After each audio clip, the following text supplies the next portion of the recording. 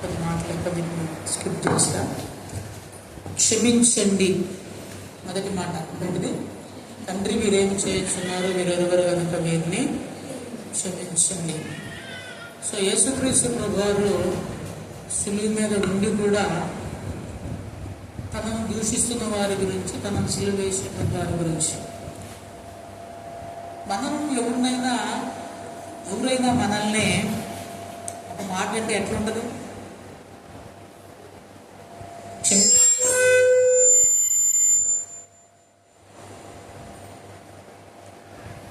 స్తోత్రం, హల్లెలూయా.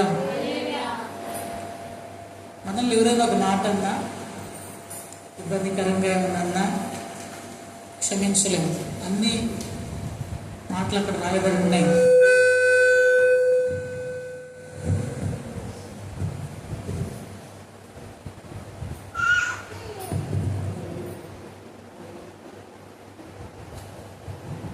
స్తోత్రం, హల్లెలూయా.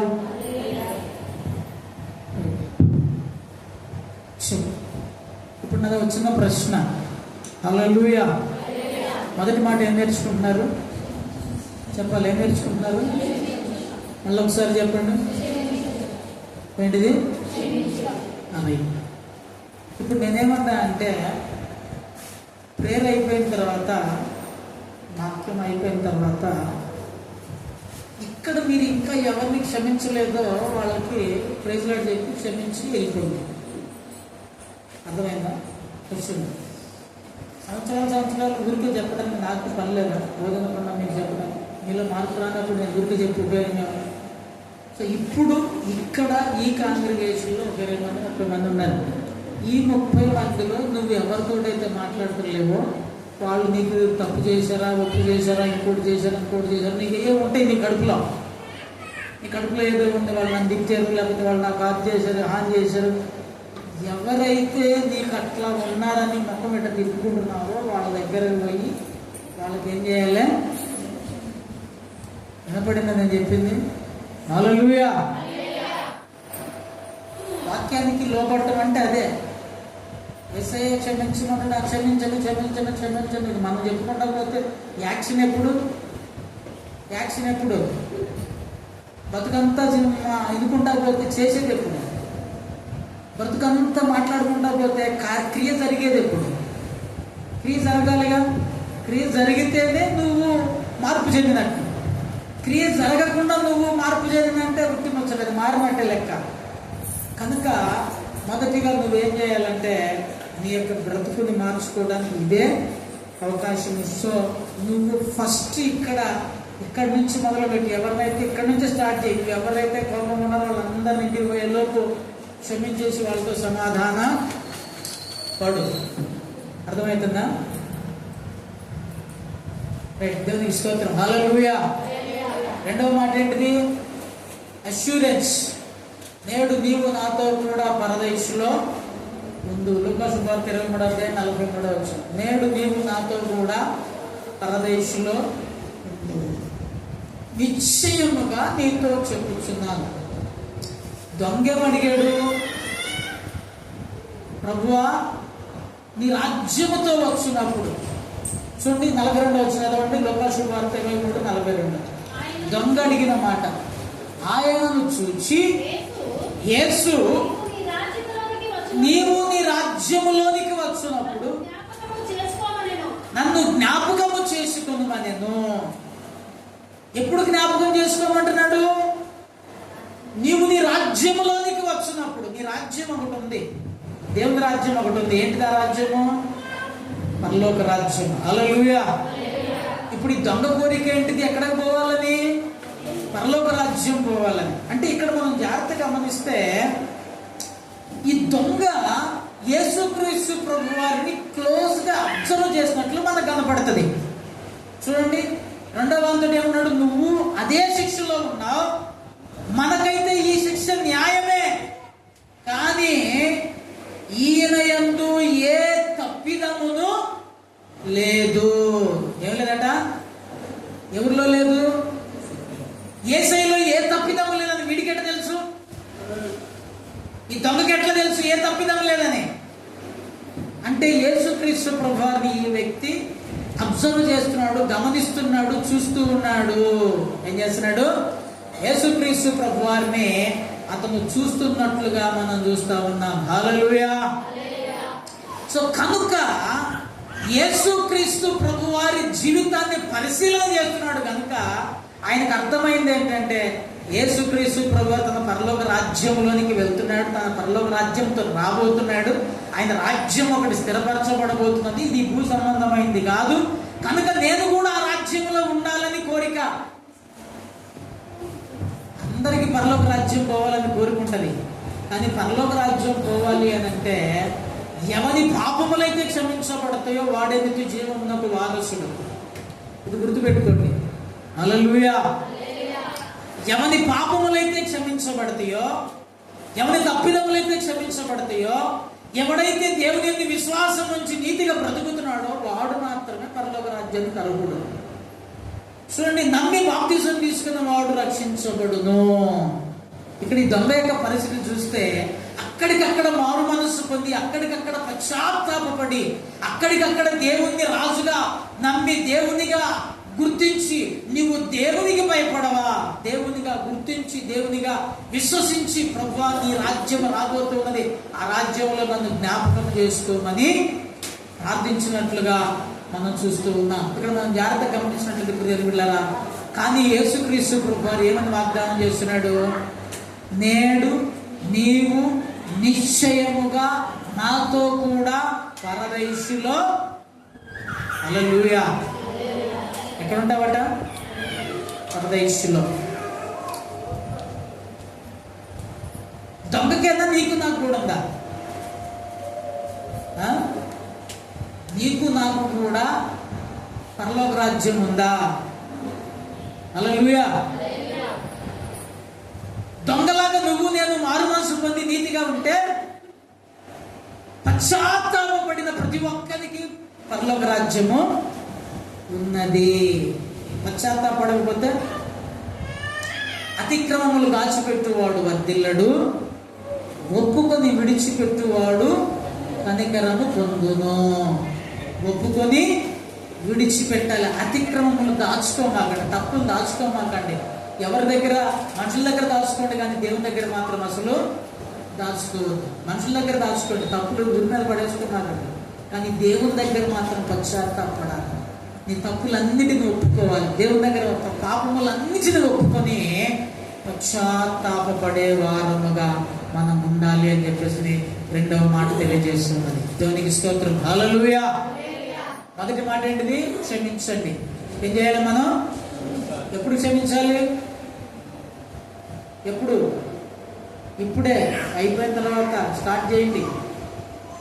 అర్థమవుతుంది? అయిపోయిన తర్వాత మీకు ఎవరైతే అనుకుంటారో వాళ్ళ దగ్గరికి పోండి. లేదు మిమ్మల్ని చూసి చెప్పుకున్న వాళ్ళ దగ్గరికి పోండి. పోయి ప్రైజ్లాడు చెప్పండి, హృదయపూర్వకంగా క్షమించండి. అప్పుడే ఆ క్షమాపణ మీ జీవితంలో మనము మన ఎడల తప్పిదములు చేసిన వారిని మనం క్షమించిన ఎడల దేవుడు మన తప్పిదములను క్షమించేటువంటి వాడై ఉంటున్నాడు. సో రెండవది అష్యూరెన్స్, నీకు ఖచ్చితంగా పరలోక రాజ్యం ఉన్నది.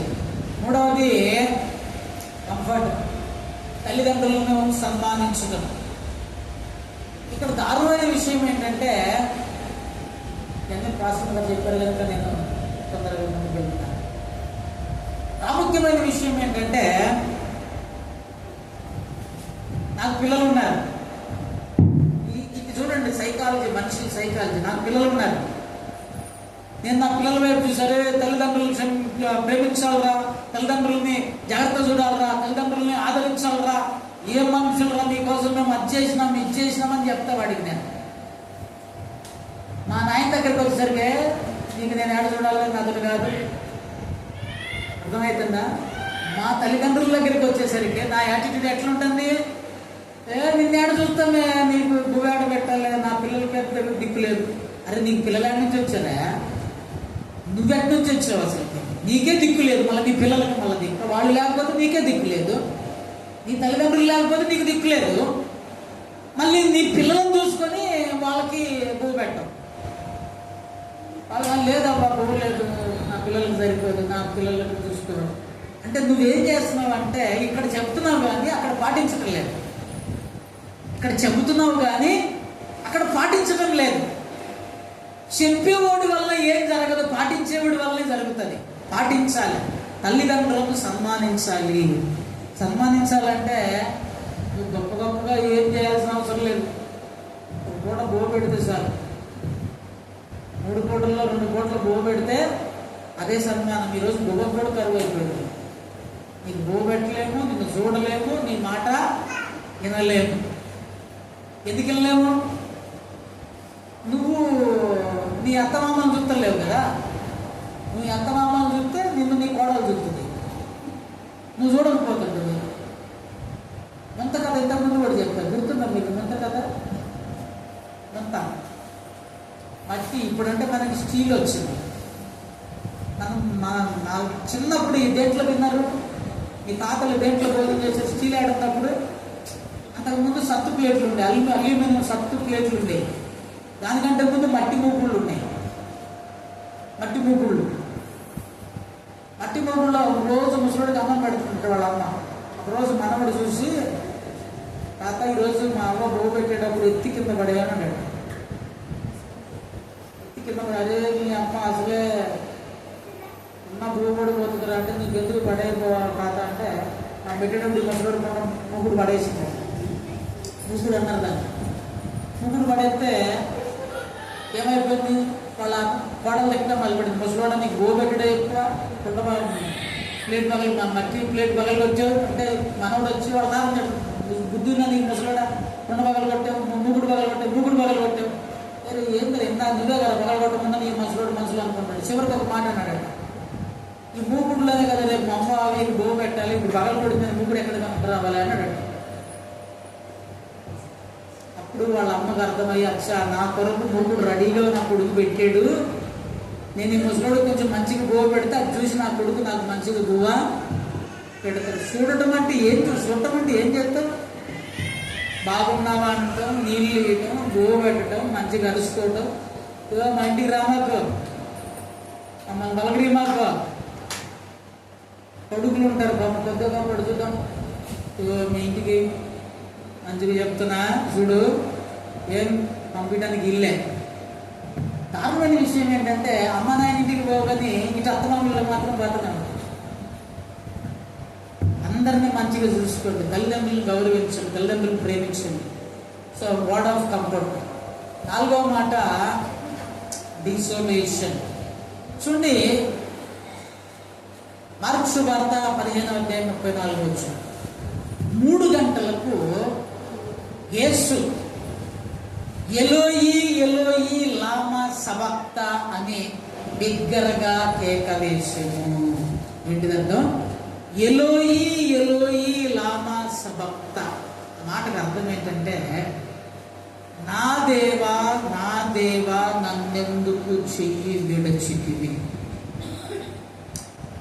చూడండి, ఇక్కడ జాగ్రత్తగా మనం ఆలోచన చేస్తే ఫస్ట్ మాట ఏమన్నాడు? తండ్రి అని సంబోధించాడు. ఫస్ట్ మాట ఏమని సంబోధించాడు? తండ్రి అని సంబోధించాడు. జాగ్రత్తగా. తండ్రి అంటే రిలేషన్, ఒక రిలేషన్.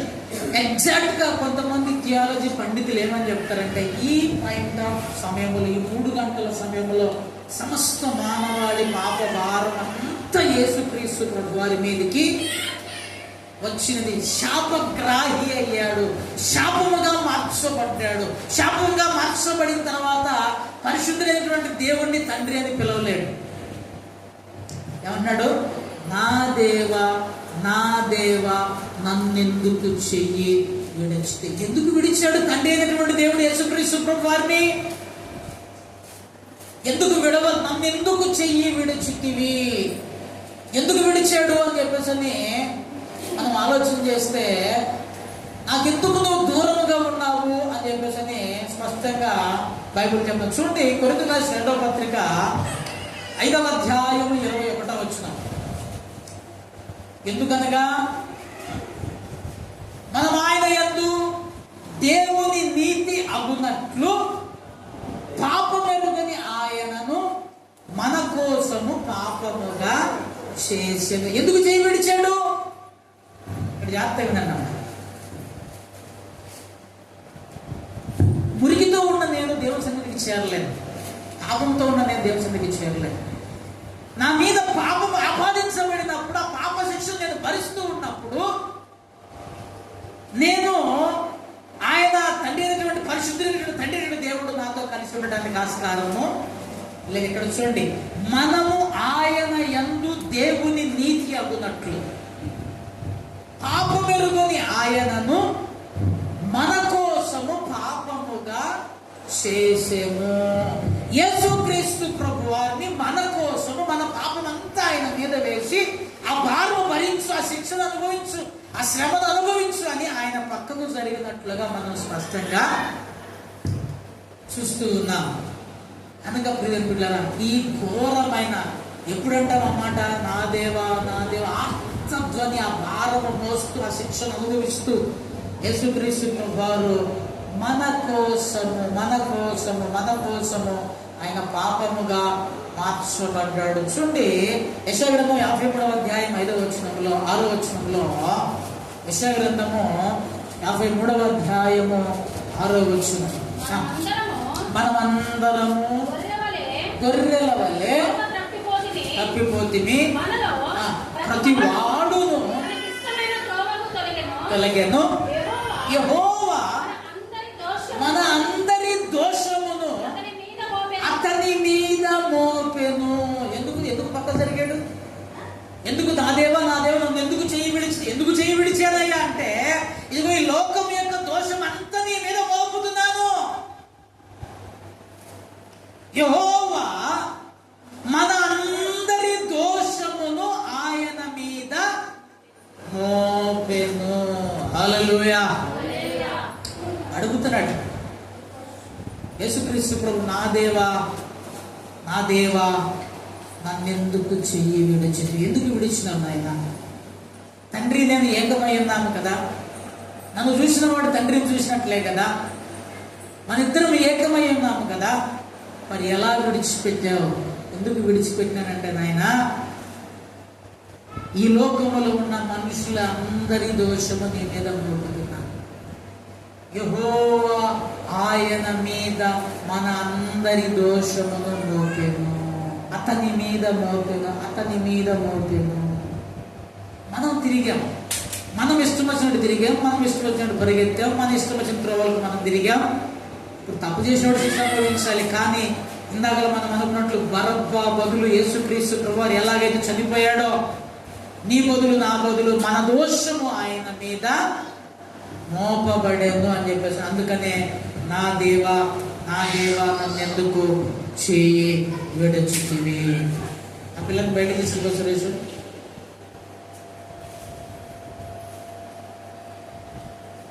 హల్లెలూయా.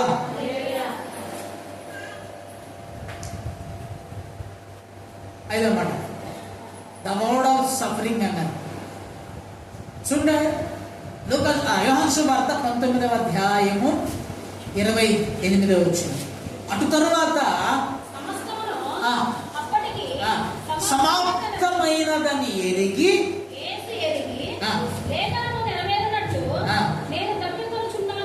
రైట్. ఇక్కడ చూడండి, ఇక 4వ మాటకి 5వ మాటకి వచ్చేసరికి ఆ శిక్ష సమాప్తమైతుంది. ఇక అది యేసుక్రీస్తు ప్రభు వారికి అర్థమయ్యి లేఖనము నెరవేరునట్లు, పాత నిబంధనలో యేసుక్రీస్తు ప్రభు వారి గురించి రాయబడిన ప్రతి లేఖనము నెరవేరినట్లు ఆయన లేఖనములను నెరవేర్చడానికి వచ్చాడు. లేఖనములను తృణీకరించడానికి, వాక్యాన్ని తృణీకరించడానికి, వాక్యానికి విరోధంగా ఉండడానికి ఆయన రాలేదు. వాక్యమును నెరవేర్చుటకు యేసుక్రీస్తు ప్రభు వారు వచ్చాడు. వచ్చి దప్పిక గొనుచున్నాను, లేఖనము నెరవేరినట్లు నేను దప్పిక గొనుచున్నాను. ఈ లేఖనము పాత నిబంధనలో కీర్తన గ్రంథము 69వ అధ్యాయం 21వ వచనంలో ఈ రీతిగా రాయబడింది, వారు చేదును నాకు ఆహారముగా పెట్టిరి. ఏం పెట్టారట? చేదును నాకు ఆహారముగా పెట్టిరి, నాకు దప్పి అయినప్పుడు చిలకను త్రాగనిచ్చేది. ఇక్కడ జాగ్రత్తగా మనం గమనించాలి. ఎప్పుడైతే యేసుక్రీస్తు ప్రభు వారు నాకు దప్పి అవుతున్నదో అని అన్నాడో, అక్కడ ఒక చిలకను తీసుకొచ్చి, ఆ యొక్క చిలక అనగా చేదు, దాని స్పాంజిలో ముంచి దాన్ని తీసుకొచ్చి ఆయన నోటికి అందించినట్లుగా మనం చూస్తూ ఉన్నాం. ప్రేమికులారా, చేదును ఆయన అనుభవించి తీపిని మనకు అనుగ్రహించినటువంటి వాడు. చేదును ఆయన తీసుకొని చూడండి ప్రేమికులారా, ఆయన దప్పిక కొనుచున్నాడు అని అన్నాడు. ఇక్కడ మనం ఇంకొక కోణం ఇక్కడ మనం ఆలోచన చేయాలి. నిజానికి ఏం దప్పికుంది యేసుక్రీస్తు ప్రభువు? నిజంగా ఆయన నీళ్లు కావాలా ఆయనకి? మరి ఏంటిది ఆయన దప్పిక? దేవుని యొక్క పని నెరవేర్చడమే ఆయన దప్పిక. దేవుని యొక్క కార్యము చేయడమే ఆయన యొక్క దప్పిక. దేవుని యొక్క పనిని ముగించడమే ఆయన యొక్క ఆహారము, ఆయన యొక్క పని. ఆయన ఏమన్నాడు యేసుక్రీస్తు ప్రభువు? నా తండ్రి పని మీద నేను ఉండవాలని మీకు తెలియదా? సో నేను తండ్రి పని చేయడానికి వచ్చాను. అదే నాకు ఆహారం, అదే నాకు సమస్తము. తండ్రి యొక్క చిత్తము నెరవేర్చుట. ఏంటిది తండ్రి యొక్క చిత్తము? దేవుడు ఎందుకు పంపించాడు యేసుక్రీస్తు ప్రభువారిని? ఎవరు కూడా నశించిపోకుండా యేసుక్రీస్తు ప్రభువారు ఈ భూమి మీదకి, అందుకని పాపులను రక్షించుటకు మనిషి కుమారుడు లోకములోనికి వచ్చెను. ఎలా రక్షిస్తున్నాడు చూడండి. మనకి ఇందాక మనం జ్యోతి మాట్లాడినట్టు మన అందరికీ ఈ సంఘటన తెలుసు. సమరయ స్త్రీ సంఘటన తెలుసు. యోహాను సువార్త 4:7. యోహాను సువార్త 4వ అధ్యాయం 7.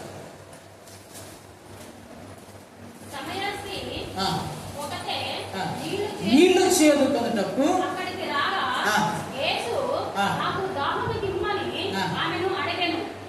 ఏమేమన్నాడు? ఈ సమయం ఎప్పుడు? అక్కడ రాయబడిన మాట ఏంటిది? 6వ వచనంలో ఉంటుంది. మధ్యాహ్నం అని రాయబడి. మధ్యాహ్నము 12. నీళ్ళు ఎవరైనా 12 గంటలకు పోయి తెచ్చుకుంటారు? ఎవరన్నా నీళ్ళు తెచ్చుకునే వాళ్ళు 12 గంటలు కూడా పోతుందా? ఎందుకు పోరు? పొద్దున్నే పోతారు నీళ్ళకి. పోతే లేదంటే సాయంత్రం పోతారు. పనికి పోక ముందు పోతారు, పనికి పోయి వచ్చిన తర్వాత పోతారు. ఇవి మధ్యాహ్నమే పోయిందంటే కారణం ఏంటిది? ఏదో ఉంది కారణం. ఈమె మధ్యాహ్నం నీళ్ళకి వస్తుందని చెప్పేసి ఆయనకు తెలిసి యేసుక్రీస్తు వారు తెలిసి మధ్యాహ్నమే అక్కడ పోయాడు. ఆ బావి దగ్గర కూర్చున్నాడు. ఆమె రాగానే అమ్మ నాకు నీళ్ళు అమ్మ అన్నాడు. చూడండి, యేసుక్రీస్తు ప్రభువారు ఆమెతో మాట్లాడుతూ నేను ఇచ్చు నీళ్లు త్రాగువాడు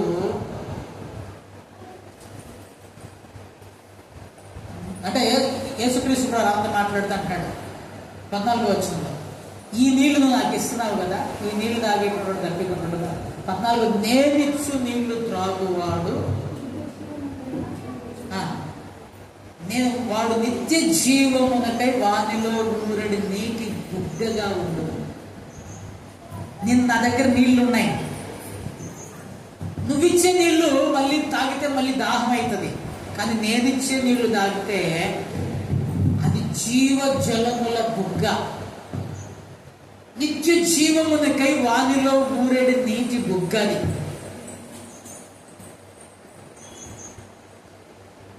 ఇక్కడ ఇంకో ప్రశ్న, ఈయన దగ్గరే జీవజలంలో నీటి ఊట ఉంటే ఆయన మళ్ళీ ఆమె నీళ్ళు అడగడం ఎందుకు? ఆలోచన చేయాలి. ఆమె వెంటనే నీటి జీవజలముల ఊట అనగానే వెంటనే అయ్యా నాకు ఆ నీళ్లు ఇవ్వండి, నాకు ఆ నీళ్ళు ఇవ్వండి, నేను మరలా ఇక్కడికి వచ్చి చేదుకోవడానికి కష్టమైంది, నాకు ఆ నీళ్ళు ఇవ్వండి అని అన్నప్పుడు యేసుక్రీస్తు ప్రభువారు ఆమెతోటి ఒక మాట చెప్తున్నాడు, నువ్వు వెళ్ళి నీ పెనిమిటిని తీసుకుని రా. హల్లెలూయా. ఎవరిని తీసుకురామన్నాడు? పెనిమిటి అంటే భర్త. ఈమె పాపం హానెస్ట్గా ఒప్పుకుంది, నాకు భర్త లేడు అంది. ఏమనుకుంది? భర్త లేడు అని. యేసుక్రీస్తు ప్రభువారు ఆమె స్టోరీ చెప్తున్నాడు, నీకు నిజంగా నువ్వు చెప్పింది కరెక్టే అమ్మా, నీకు భర్త లేడు. ఇంతకుముందు 5 భర్తలు ఉన్నారు, 5 పెనిమిట్లు ఉన్నారు, ఇప్పుడు ఉన్నవాడు కూడా నీ ఓడు కాదు అన్నారు. అంటే మీకు ఎంతమంది పెనిమిట్లు ఉన్నారు? ఇంతకుముందు 5 ఉన్నారు, ఇప్పుడు ఒకడు ఉన్నాడు, 6. అంటే ఇప్పుడు ఉన్నవాడు కూడా నీ ఓడు కాదు, నీ పెళ్లి భర్త కాదు. క్యారెక్టర్ ఏంటిది? భయంకరమైనటువంటి తప్పులో ఉన్నటువంటి స్త్రీ. అందుకే మధ్యాహ్నం వచ్చింది నీళ్ళకి. పొద్దున్న వస్తే జనాలు ముఖం మీద ఉమ్మేస్తారని ఎప్పుడు లేని టయానికి ఎండ కూడా నీళ్ళకి వచ్చింది. వెంటనే ఆమె నిశ్చేష్టురాలు అయిపోయింది. ఇప్పుడున్నవాడు కూడా నీ వాడు కాదు అని అంటే ఆమెలో ప్రియం బిడ్డలు జనరల్గా ఈ మాట అంటే ఏమనాలి? ఈ మాట అంటే ఏమనాలి? అవ్వడరా నువ్వు, నీ భర్త ఏమిరా, నీ జీవితం ఏమిరా, నీ బ్రతికేమిరా. ఒకవేళ ఎవరినైనా మనం తప్పు చేసినట్లు తప్పు అని అంటే ఏమంటారు?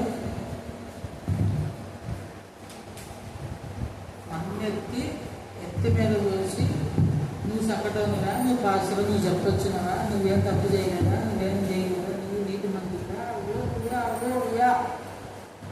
నా సరి చేస్తున్నా నాకు తెలియదా. కానీ ఈమె మాట చెప్పాను, పశ్చాత్తాపం వచ్చింది. ఆమెకు అర్థమైంది ఈయన క్రీస్తు. ఎవరు? లేకపోతే ఆమెకి ఆయనకి ఏం తెలుసు? ఆమె ఆ బ్రతికేందో ఆయన బ్రతుకు అప్పుడే మొట్టమొదటిసారి కలిసాడు. కలవంలోనే ఆ బ్రతుకంతా చెప్తున్నాడు. ఆమె అప్పుడు పరిగెత్తి అక్కడ అక్కడ పెట్టి పరిగెత్తి ఏ ప్రజలైతే ఆమెను చూడటానికి ఇష్టపడలేదో ఆ ప్రజలందరి దగ్గరికి పోయి ఊర్లోకి పోయి వాళ్ళందరినీ పట్టుకొచ్చి, ఇదిగో నేను చేసినవన్నీ నాతో చెప్పిన వాడు ఇదిగో ఈయన క్రీస్తు కాక ఇంకెవరు, నేను చేసిన అన్ని నాతో చెప్పాడు. ఆమె మారుమనసు పొందింది. నీకు నాకు కోపం వస్తుంది. ఆమె పశ్చాత్తాపడింది. అందుకనే సమరయ స్త్రీ అనేటువంటి ఒక క్యారెక్టర్ బైబిల్లో నిలబడిపోయింది, 10 మందికి ఆదర్శంగా నిలబడిపోయింది. ఆమె పశ్చాత్తాపడింది. మనమేమో తోసి వేసి దులుపుకుంటున్నాం. మన కాదులే, ఎవరు ఏమన్నా తెలుపుకుంటూ పోతుంటే ఆయన చెప్తానే ఏముంటాడు, మనం దులుపుకుంటానే ఉంటాం. చూడండిగా నువ్వు నేను కూడా అలా మనుషులను దేవుని సన్నిధికి మార్చుకుంది. అప్పుడు వాళ్ళు ఏమన్నారు తెలుసా? నువ్వు చెప్పిన దాన్ని బట్టి కదమ్మా, మేము కన్న వాటిని విన్న వాటిని బట్టి ఈయన క్రీస్తుని మేము నమ్ముతున్నాం. మనం నమ్మాలి. మన ప్రవర్తన ప్రజలను దేవుని దగ్గర తీసుకొచ్చేటువంటి వారుగా ఉండాలి. అది దేవుని తప్పిక, అది దేవుని పని. దేవుని పని చేయడం ఆయన తప్పిక. నీ ప్రవర్తన నిన్ను బట్టి ఒకటి దేవుని దగ్గరికి రావాలి. సమరయ స్త్రీ ఊరందరిని మార్చింది. ఒక్కనన్నా మార్చలేవా? ఒక్కడన్నా మార్చలేవా? బతుకు మొత్తంలో ఒక్కడికన్నా సాక్ష్యంగా బతకలేవా? ఒక్కడిని దేవుని దగ్గర తీసుకురాలేవా? ఎందుకు రారంటే మనమే ఆటంకం. ఎందుకంటే మన జీవితమే ఆటంకం. మనం చూసినట్టు రాను కూడా రాడు. మనం పవిత్రంగా పరిశుద్ధంగా లేకపోతే నువ్వు 100 చెప్పినా కూడా ప్రజలు దేవుని దగ్గరికి రారు. ఎందుకు తెలుసు? నిన్ను చూస్తారు, నన్ను చూస్తారు, నా క్యారెక్టర్ మనల్ని చూస్తారు. వైట్ అండ్ వైట్ కాదు, క్యారెక్టర్ను చూస్తారు, జీవితాన్ని చూస్తారు, బ్రతుకును చూస్తారు, జీవితాన్ని గమనిస్తారు. ఇదిగో వీళ్ళు ఈ రకంగా ఉన్నాం, వీళ్ళ దేవుడు నమ్మకమైన దేవుడు అని దేవుని దగ్గరికి రావాలి. కానీ మనము చూడండి ప్రేమికులరా, గతంలో తప్పు చేసినాం, నేను ఒప్పుకుంటాను. కానీ దేవుని ఎందుకు విశ్వాసం వచ్చిన తర్వాత దాని జోలికి మనం వెళ్ళడానికి వీలు లేదు. మార్పు చెందాలి. ప్రజలను దేవుని దగ్గర నడిపించేటువంటి వారుగా. అందుకే యేసుక్రీస్తు సర్వలోకమునకు వెళ్ళి సర్వ సృష్టికి సువార్తను ప్రకటించండి, అనేక మందిని శిష్యులుగా చేయండి. నువ్వు దేవుని దగ్గరికి ఇతరులను తీసుకొచ్చడానికి సాధనమై ఉండాలి. ఆ ఊరు మొత్తానికి సువార్త చెప్పిన వాళ్ళు ఎవరు? సమరయ స్త్రీ. సమరయుల గ్రామానికి దేవుని సువార్త తీసుకుపోయింది ఎవరు? సమరయ స్త్రీ. ఇప్పుడు మీ వాడలో, మీ కాలనీలో, మీ చుట్టుపక్కలలో దేవుని సువార్త ఎవరు ప్రకటించాలి? నువ్వే. వాళ్ళని తీసుకురాగలిగిన క్యారెక్టర్, జీవితం మార్పు నీలో ఉండాలి. దేవునికి స్తోత్రం. హల్లెలూయా.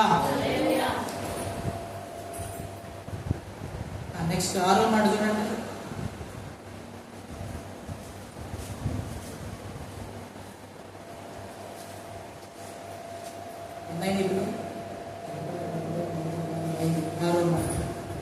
యేసు ఆ చెరక పుచ్చుకొని,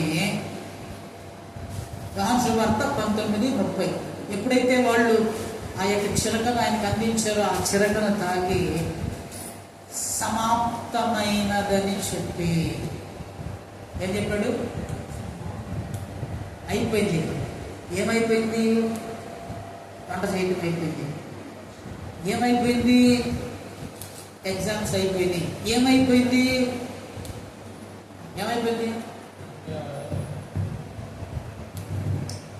ఆయన ఏ పని చేయడానికి వచ్చాడో ఆ పని ముగించాడు.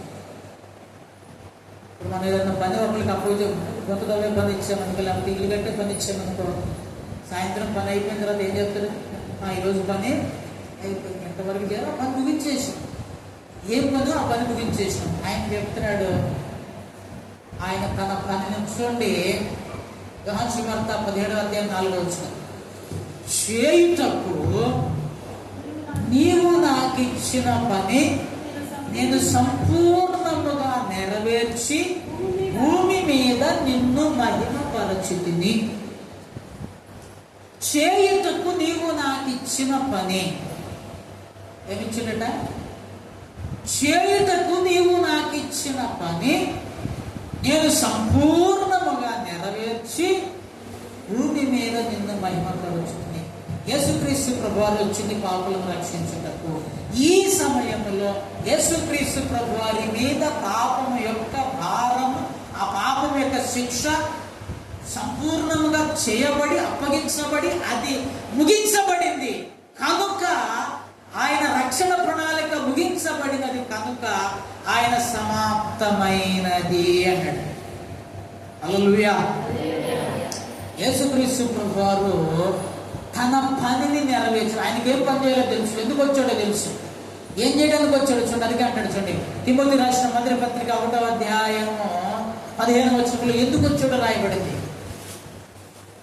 పాపులను రక్షించుటకు క్రీస్తు యేసు లోకమునకు వచ్చిన వాక్యము నమ్మదగినది, పూర్ణాంగీకారమునకు యోగ్యమైనది ఉన్నది, అట్టివారిలో నేను ప్రధానుడను. చూడండి, పాపులను రక్షించుటకు క్రీస్తు యేసు లోకములోనికి వచ్చెను. హల్లెలూయా. హల్లెలూయా. ఇప్పుడు ఏం ముగించబడింది? ఆయన ఏ పని కొరకు వచ్చాడో ఆ పని ముగించాడు అంటాడు. ఏ పని కొరకు వచ్చాడు? పాపులను రక్షించడానికి వచ్చాడు. ఎందుకు వచ్చాడు? పాపులను రక్షించడానికి వచ్చాడు. ఆ పని, ఆ పాపము యొక్క శిక్ష సిలువలో ముగించబడింది, అయిపోయింది. పాపుల యొక్క రక్షణ కార్యము ముగించాడు, సంపూర్ణం చేశాడు కనుక ఆయన సమాప్తమైనది అని చెప్పేసి చెప్తున్నట్లుగా మనం చూస్తూ ఉన్నాం. మనిషి కుమారుడు మార్కు సువార్త 10:45 మనిషి కుమారుడు పరిచారము చేయించుకొనుటకు రాలేదు, కానీ పరిచారము చేయుటకును అనేకులకు ప్రతిగా విమోచన క్రయధనముగా తన ప్రాణము ఇచ్చుటకును వచ్చెను. హల్లెలూయా. ఎందుకు వచ్చాడు? క్రయధనముగా అనేకుల ప్రాణము కొరకు తన ప్రాణమును అర్పించడానికి, ఆ ప్రాణం అర్పించే పని ముగించబడింది, ఆ శిక్ష ముగించబడింది కనుక సమాప్తమైనది. హల్లెలూయా. మరి యేసుక్రీస్తు ప్రభువారి పని సమాప్తమైంది. మరి నీ పని, నా పని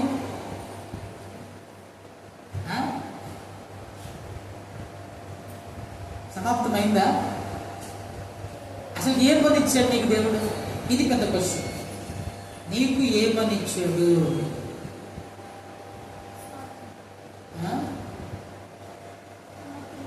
సువార్త ప్రకటించడం. ఇంకా నీకు దేవుడు అప్పగించిన పని ఏంటిది? హల్లెలూయా. నాకేమీ లేదన్నా, ఆదివారం రమ్మన్నాడు, కూర్చోమన్నాడు, పొమ్మన్నాడు, అంతకని చెప్తే మాకు ఏ పని లేదు అంతేనా? ఉందా? నీకంటూ ఏదైనా బాధ్యత ఉందా? చర్చిలో, సంఘంలో నీకంటూ ఏదైనా, దేవుని పనుల్లో నీకంటూ ఏదైనా ఒక పని ఉందా? బాధ్యత ఉందా? దేవుడు నీ కొరకు ఏదైనా ఇచ్చాడా? ఇస్తే దాన్ని నువ్వు సంపూర్ణంగా నెరవేరుస్తున్నావా? నాకెందుకులే అనుకుంటున్నావా? బాధ్యత లేని క్రైస్తవుల సంఘస్థులుగా ఉండకూడదు. మనం బాధ్యత లేని వాళ్ళంగా ఉండకూడదు. బాధ్యత కలిగిన వారంగా ఉండాలి. కొంతమంది బాధ్యతలు విస్మరిస్తారు.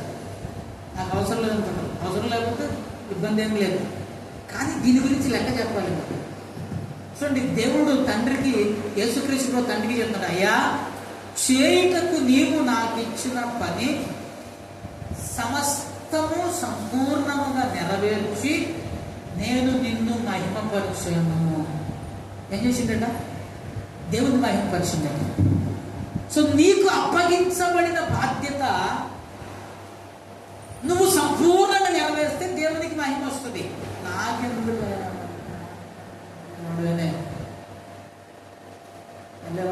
నాకు బాధ్యతలు అప్పగిస్తున్నాను, నాకు బాధ్యత లేదు, గీత లేదు, మేము మొత్తం కూర్చుంటాం, పోతాం, తప్పేం లేదు, ఇబ్బంది ఏం లేదు. దేవుని కృప ఎవరికి ఉంటే వాడు ఆ పని చేస్తాడు. సో నీ బాధ్యత ఒకవేళ నువ్వు గుర్తుపెట్టుకో, నీ బాధ్యత ఏంటిది సంఘంలో, నీ పని ఏంటిది, దేవుడు నీకేమి ఇచ్చాడు, నీకేమి చేయమని నీకు అసైన్ చేశాడు, నీకు ఏ యొక్క పనిని పురిగొల్పాడు, అది నీకు యేసుక్రీస్తు ప్రవర్తన పని ముగించాడు, దేవుని మహిమపరిచాడు. నువ్వు నేను ఇంకా నా పని నేను చేస్తూ ఉన్నాను, నీ పని నువ్వు చేసేటువంటి వారికి ఎవరి పని వాళ్ళు దేవుని పని కొరకు, దేవుని మహిమ కొరకు చేసేటువంటి వారుగా ఉండాలి అని చెప్పేసి బైబిల్ తెలియజేస్తూ ఉన్నాను. చూడండి, చివరి మాట సాక్రిఫైస్. అప్పుడు యేసు, లూకా శుభవార్త 23వ అధ్యాయం 46వ వచనం వరకు, లూకా శుభవార్త 23వ అధ్యాయం 46వ వచనం. అప్పుడు యేసు గొప్ప శబ్దముతో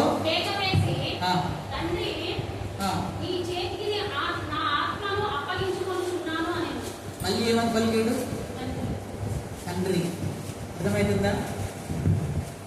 ఫస్ట్ తండ్రి అన్నాడు, మధ్యలో నా దేవా అన్నాడు. దేవుడు మనిషి పాపము శిక్ష ఎలా చెల్లించిన తర్వాత ఆయన మరలా సంపూర్ణమైన దేవునిగా మార్చబడి తండ్రి అని చెప్పేసి ఆ రెస్టోరేషన్, ఆ సంబంధము పునరుద్ధరించబడుతుంది. ఎక్కడైతే పాపమునకు శిక్ష వేసేటప్పుడు వదిలిపెట్టాడు, శిక్ష అయిపోయి సమాప్తమైన తర్వాత మరలా ఆ తండ్రి కుమారుల యొక్క సంబంధము కలిసినట్లుగా మనం చూస్తూ ఉన్నాం. ఏమంటున్నాడు? నీ చేతికి నా ఆత్మను అప్పగించుకొనుచున్నాను. ఏమప్పగిస్తున్నాడు? తన ప్రాణము, ఆత్మను నీకు అప్పగిస్తున్నాడు. తప్ప నా ఆత్మను నీకు అప్పగిస్తున్నా. చూడండి,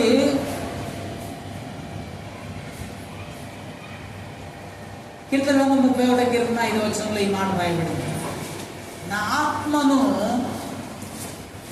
నీ చేతికి అప్పగించుచున్నాను.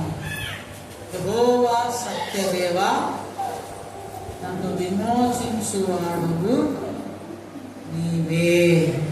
యెహోవా సత్యదేవ, నన్ను విమోచించువాడు నీవే. చూడండి, పేతురు రాసినటువంటి మొదటి పత్రిక 2వ అధ్యాయం 2వ వచనంలో కూడా మాట్లాడుతూ చూడండి. పేతురు రాసిన మొదటి పత్రిక 2వ అధ్యాయం 23వ వచనం. ఆయన దూషింపబడి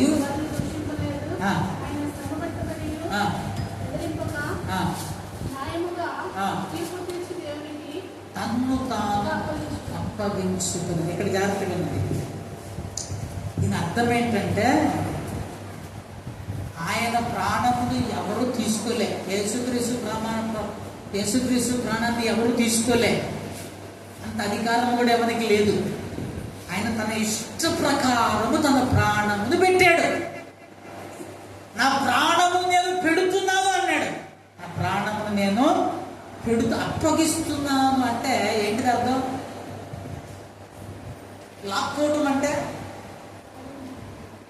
ఎదుటి వానికి ఇష్టం లేకున్నప్పుడు గుంజుకోవడానికి లాక్కోవటం అంటారు. అప్పగించడం అంటే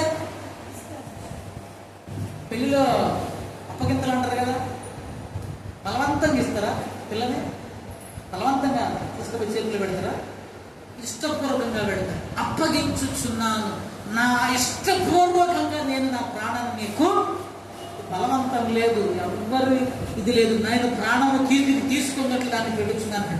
మత్తయి సువార్త 27వ అధ్యాయంలో కొన్ని మాటలు రాయబడ్డాయి. మత్తయి సువార్త 27వ అధ్యాయము 50వ వచనం నుంచి మనం జాగ్రత్తగా చదివి బిగ్గరగా కేక వేసి ప్రాణము విడిచెను. అప్పుడు చాలా ఇక్కడ ఒక మాట ఉంది.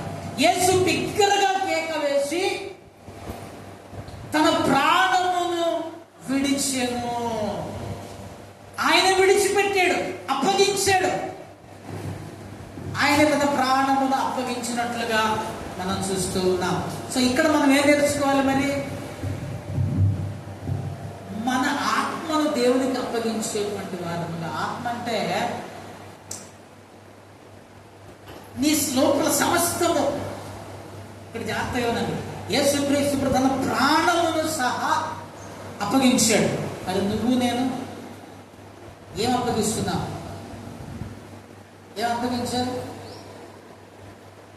ఒకసారి నేను నీ పరిశీలన చేసుకో. ఈ యొక్క గుడ్ ఫ్రైడే రోజు నువ్వు ఏం అప్పగించావో చూసుకో. అప్పగించింది మరలా నీళ్ళనే ఉందా, వదిలిపెట్టిందా? అప్పగించాను అంటే ఏమంటావు? పిల్లలు అప్పగించాలి మళ్ళీ తెచ్చుకుంటారా? అంటే ఇక ఇది రావడానికి లేదు. ఎప్పుడైనా చుట్టం చూపులు వస్తే రావాలి. లేదు నువ్వు బాగా తెలిసి మళ్ళీ తెచ్చుకుంటారా? అప్పగించావు అంటే నువ్వు ఏం అప్పగించావు దేవునికి? యేసుక్రీస్తు ప్రాణము సహా అప్పగించాడు. మరి నువ్వేం అప్పగిస్తున్నావు?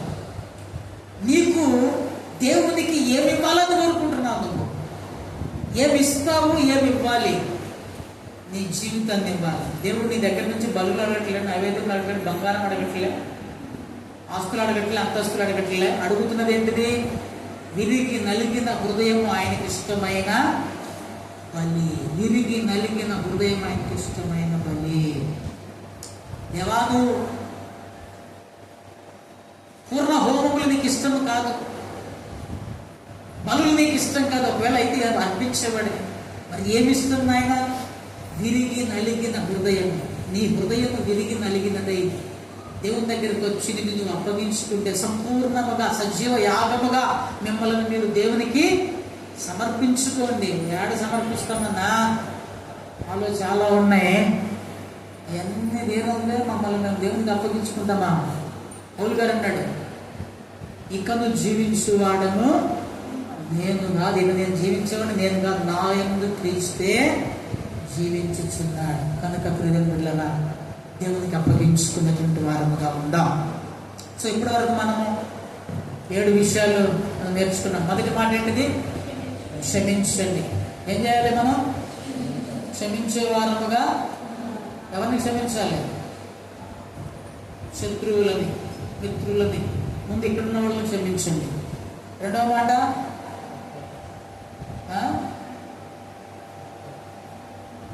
నేడు నీవు నాతో కూడా పరదేశంలో నీకు పరలోక రాజ్యం నిశ్చయం. మరలా చెప్తున్నా, ఎవడన్నా వచ్చి నువ్వు పోతావో పోలేవు అంటాడేమో, ఖచ్చితంగా పోతావు. నువ్వు పరిశుద్ధంగా జీవిస్తే ఖచ్చితంగా పరలోక రాజ్యం నీకు దేవుడు అనుగ్రహిస్తూ ఉన్నాడు. మూడవ మాట, తల్లిదండ్రులను మనం సంరక్షించే వారంగా, కాపాడే వారముగా ఉండాలి. నాలుగవ మాట, దేవుని శిక్ష, మన శిక్ష అంతా దేవుని మీద పంపబడినది. కనుక మనము ఇక నుంచి శిక్షను, పాపమును చేసేవారంగా ఉండక దేవుని కొరకు సజీవ సాక్షులుగా జీవించే వారంగా ఉండాలి. తర్వాత మాట, దప్పికొనుచున్నాను. సో యేసుక్రీస్తు వారు దప్పికొన్నారు. యేసుక్రీస్తు నిజమైన దప్పిక ఏంటిది? లేఖనాలు నెరవేర్చబడాలి, ఆత్మలు సంపాదించబడాలి. కనుక నువ్వేం చేయాలి? ఇతరులను దేవుని దగ్గర నడిపించేవాడిగా ఉండాలి. సమరస్సుని నడిపించినట్టు నువ్వు కూడా మనం సచ్చిపోయేలోకి ఒకళ్ళిద్దరు మనం దేవుని దగ్గరికి నడిపిద్దాం. ఆ తర్వాత మాట, సమాప్తమైనది. ఆయన చేయాల్సిన పని సమాప్తమైంది. కనుక దేవుడు సంపూర్ణంగా తన పని నెరవేర్చాడు. నీకు దేవుడు ఇచ్చిన పని విషయంలో నువ్వు ఎలా ఉన్నావో ఆలోచన చేసుకో. చివరి మాట, దేవుడిని తన ఆత్మను అప్పగించాడు. మరి నీ యొక్క ఆత్మను అప్పగిస్తున్నావా? నువ్వు దేవునికి అప్పగించుకుంటున్నావా? నువ్వు దేవుని సంధిలో ఎలా ఉన్నావు? నీవు ఇంకా నీ వైపే ఉన్నావా? దేవునికి అప్పగించి దేవుడు నీలో నివసిస్తున్నాడో మనం ఆలోచించవలసిన. ఎప్పుడైతే యేసుక్రీస్తు ప్రభువారు తన ప్రాణమును అర్పించాడు, అప్పుడు జరిగిన సంఘటనలు కొన్ని జరిగినాయని నేను చూపిస్తాను. చూడండి, 27వ అధ్యాయం, మత్తయి శుభవార్త 27వ అధ్యాయం.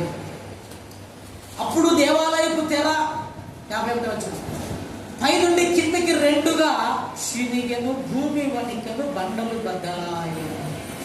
ఎప్పుడైతే యేసుక్రీస్తు ప్రభు తన ప్రాణం అర్పించాడో దేవాలయపు తెర రెండుగా చిరిగినది, భూమి బద్దలైంది అని బైబిల్ స్పష్టంగా తెలియజేస్తూ ఉన్నది. భూమి బద్దలాయను, భూమి బద్దలాయను. ఎందుకు దేవాలయం తెర చిరిగింది రెండుగా అడ్డంగా? అప్పటి వరకు దేవుని దగ్గరగా పోవడానికి ఈ తెర అడ్డం.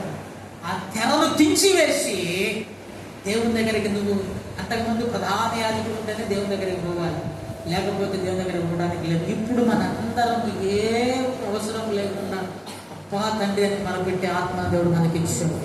ఆ సమాధులు తెరవబడి నుంచి అనేక మంది పరిశుద్ధుల శరీరం లేచిన వారు సమాధుల నుండి బయటకు వచ్చి ఆయన లేచిన తర్వాత పరిశుద్ధ పట్టణంలో ప్రవేశం అనేకులకు కనపడింది. చూడండి, కింద రాయబడిన అనేటువంటి వచనాలు యేసుక్రీస్తు ప్రభువారు ఆ తెరను, అడ్డంగా ఉన్న తెరను తీసివేసి మనకు దేవునితో సమాధానాన్ని అనుగ్రహించాడు. కనుక నువ్వు దేవుని వైపు తిరిగేటువంటి వాడుగా, దేవునికి కొనసాగేటువంటి వాడుగా ఉంటామంటే కృప దేవుడు మనకి దయచేయుగాక. ఆమె తలలోంచండి, ప్రార్థన చేసుకున్నాం. స్తోత్రం, హల్లెలూయా. అందరూ తలలోంచండి.